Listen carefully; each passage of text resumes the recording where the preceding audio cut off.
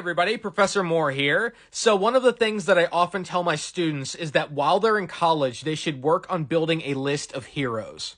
I think everyone should have a list of heroes. It's important to have heroes in an age when there are hardly any heroes left. That's why all my heroes are dead, or at least their bodies are dead, but their spirits are very much alive. The first person I ever called my hero was Malcolm X, and this was after I read his autobiography when I was 19. And since then, I've been steadily amassing a list of heroes that inspire me and I look up to. People like the historian Howard Zinn, the anarchist Emma Goldman, and the anti-lynching activist Ida B. Wells. Another one of my heroes is the socialist Eugene Debs. Eugene Debs was America's most recognizable and successful socialist politician in the 20th century. Historian Michael Kazin notes that during his lifetime, Debs became the most popular messenger American socialism has ever known. Eugene Debs ran for president 5 times from 1900 to 1920. When he ran in 1912, he earned 6% of the vote. When he ran again in 1920, he received nearly 1 million votes, even though he was confined to a jail cell because he had been convicted for an anti-war speech that he gave. Today, I want to read you the speech that Debs delivered in the courtroom in 1918 when the judge handed down his guilty verdict and sentenced him to 10 years in prison. These words feel as if they could have been written today, and they are as relevant as ever.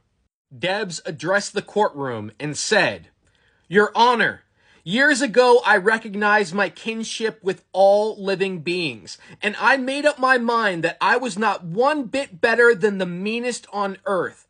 I said then, and I say now, that while there is a lower class, I am in it. And while there is a criminal element, I am of it. And while there is a soul in prison, I am not free." I listened to all that was said in this court in support and justification of this prosecution, but my mind remains unchanged. I look upon the espionage law as a despotic enactment in flagrant conflict with the democratic principles and with the spirit of free institutions. Your Honor, I have stated in this court that I am opposed to the social system in which we live, that I believe in a fundamental change, but if possible, by peaceable and orderly means. Standing here this morning, I recall my boyhood. At 14, I went to work in a railroad shop. At 16, I was firing a freight engine on the railroad. I remember all the hardships and privations of that earlier day, and from that time until now, my heart has been with the working class. I could have been in Congress long ago. I have preferred to go to prison.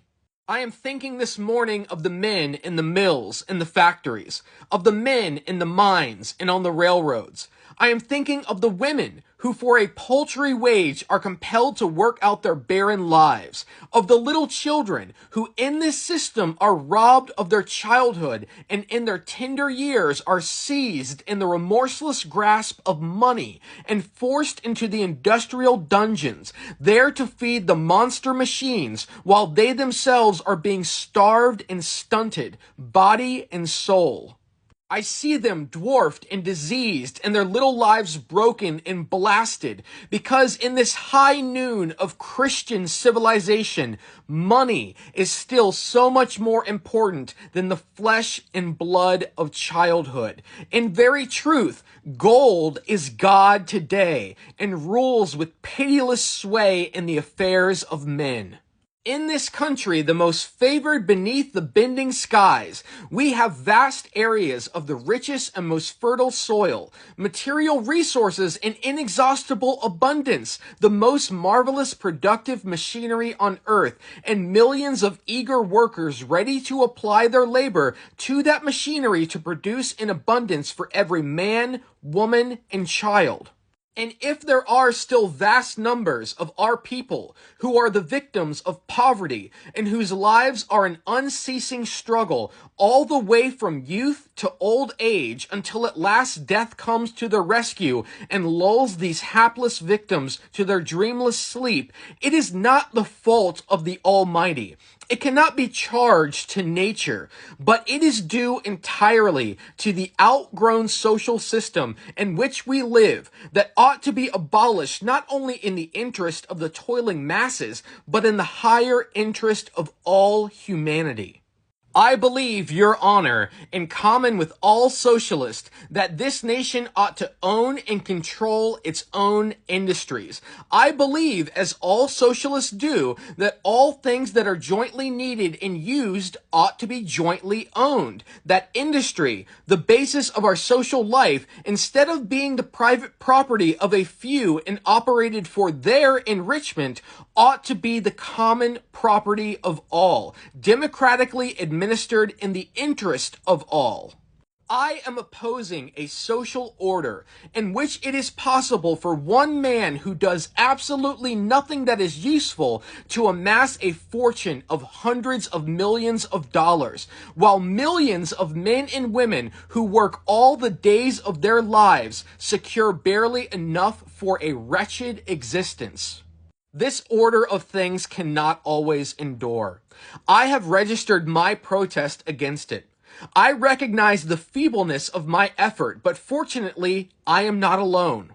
There are multiplied thousands of others who, like myself, have come to realize that before we may truly enjoy the blessings of civilized life, we must reorganize society upon a mutual and cooperative basis. And to this end, we have organized a great economic and political movement that spreads over the face of all the earth. There are today upward of 60 millions of socialists, loyal, devoted adherents to this cause, regardless of nationality, race, creed, color, or sex. They are making common cause. They are spreading with tireless energy the propaganda of the new social order. They are waiting, watching, and working hopefully through all the hours of the day and the night. They are still in a minority, but they have learned how to be patient and to bide their time. They know indeed that the time is coming, in spite of all opposition, all persecution, when this emancipating gospel will spread among all the peoples, and when this minority will become the triumphant majority, and, sweeping into power, inaugurate the greatest social and economic change in history. In that day, we shall have the universal commonwealth, the harmonious cooperation of every nation with every other nation on earth. Your Honor, I ask no mercy and I plead for no immunity.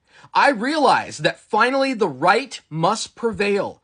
I never so clearly comprehended as now the great struggle between the powers of greed and exploitation on the one hand, and upon the other the rising host of industrial freedom and social justice. I can see the dawn of the better day for humanity. The people are awakening. In due time, they will and must come to their own.